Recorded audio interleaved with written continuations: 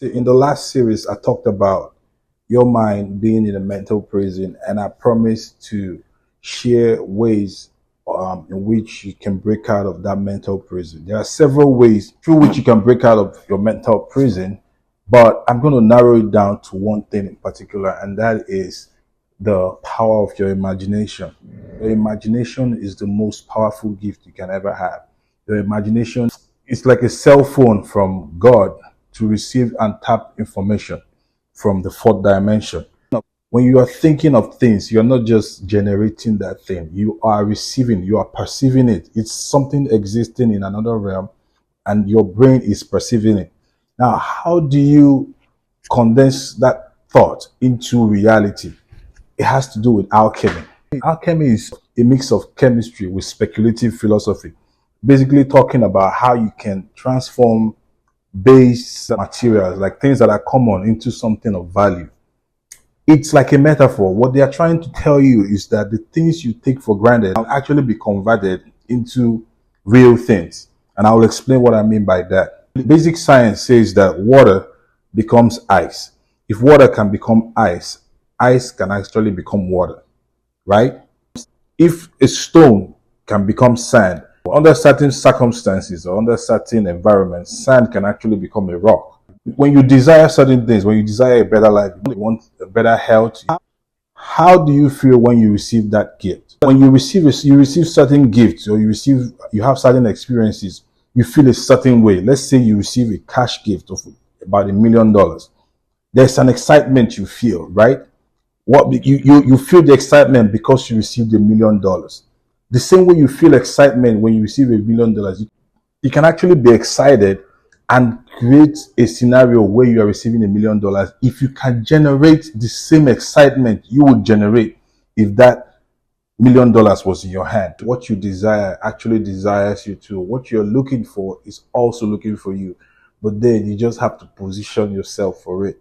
And how do you position yourself? You position yourself in three ways, either through your emotions, through your actions, or through your thoughts. Your thoughts, actions, and your emotions are connected. If you can effect change in just one aspect of these three things, it affects the other two. Because you have changed your thought or changed your emotion or action, the three aspects of you now are interacting and responding to the new program you just gave your mind. To position yourself emotionally, you got to vibrate at the frequency of what you desire. If you desire, for example, you desire to have a baby, you want to get pregnant, and you've been trying for many years, and you know there's nothing wrong with you medically, the simple thing you have to do is to generate the emotion you will generate if you have a real baby. That same emotion you will feel. If you can play the part, you can call it dramatize it, whatever you want to call it. If you can generate that same emotion, sustain that emotion, and give it time, after a while, that emotion will actually condensate into the real thing. To position yourself by thought, you can do that by being intentional about what you give attention to, by what you give your thoughts to. And to position yourself by action, you got to look the part. You got to start acting like it. This is where dramatizing comes in. You got to talk like it. You got to feel like it. You got to feel natural with that role. Assume the role of the person you want to become. Assume the role of that thing and watch that thing become a reality.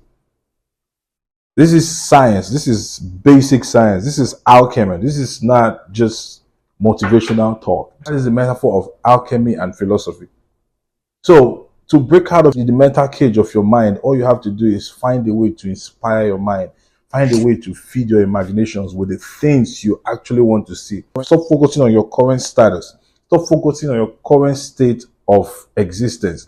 Instead, focus your imagination. That's why they say life flows in the area of your attention. Pay attention to what you are paying attention to. If you keep paying attention to the current circumstances, you are perpetuating the situation because you are giving it life. Your consciousness is so powerful that anything it looks at, anything it focuses on, generates or multiplies or regenerates itself.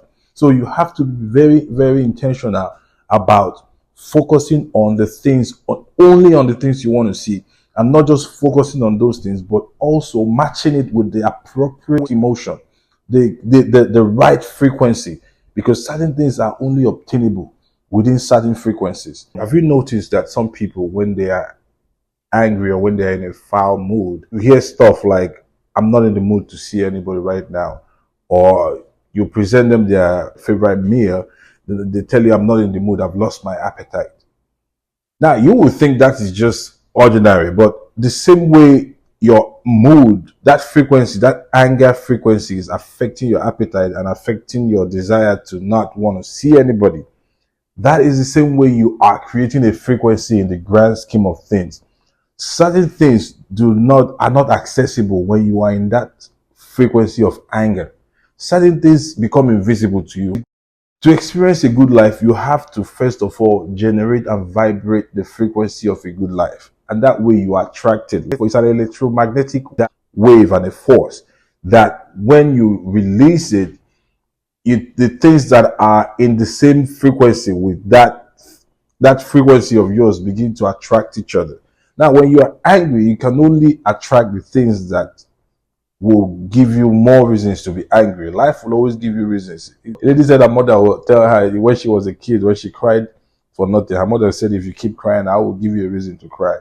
If you keep operating at a certain frequency, life will give you a reason to stay in that frequency. Think about this for a moment. You sprinkle sugar in front of your doorstep, and bugs are going to come feed on that sugar. While bugs are feeding on the sugar, lizards and frogs are going to feed on the bugs. While they are feeding on it, snakes are going to feed on the frogs.